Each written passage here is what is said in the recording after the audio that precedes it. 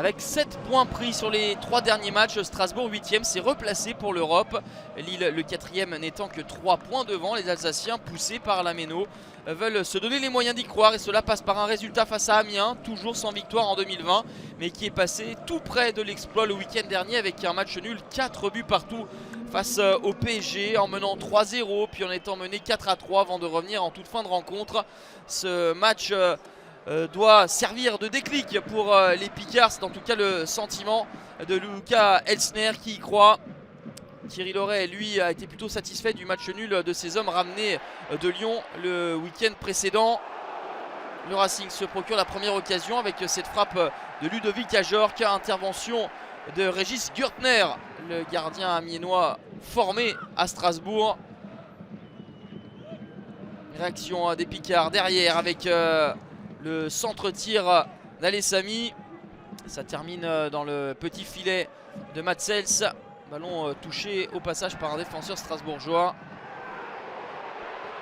Il y a de l'envie dans cette rencontre, mais pour l'instant pas de but et un manque de précision qui empêche de voir cette partie s'emballer davantage. 0-0, c'est le score à la mi-temps. Les hommes de Lucas Elsner auront un match très important en vue du maintien le week-end prochain avec la réception de Metz. Strasbourg de son côté affrontera un concurrent pour l'Europe, Montpellier.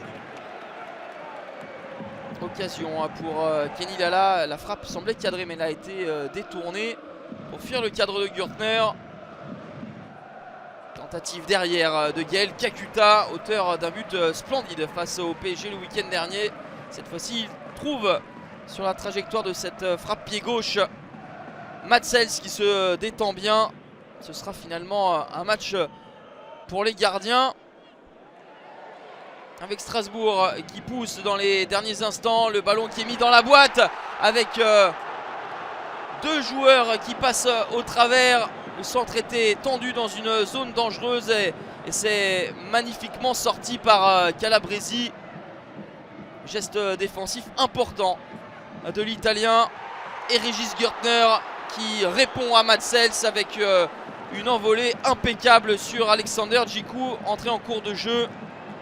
Il y a eu l'épisode de Djikou qui refuse de jouer au milieu de terrain, plutôt qu'à son poste de défenseur central. Thierry Loret l'a fait monter au jeu et il était tout proche de donner les 3 points au Racing, mais on va en rester là, 0-0. Quelques nettes situations de part et d'autre, mais pas de but. Le Racing reste dans la première moitié de classement. Amiens grappille de nouveau un petit point, mais reste sans victoire depuis le 2 novembre.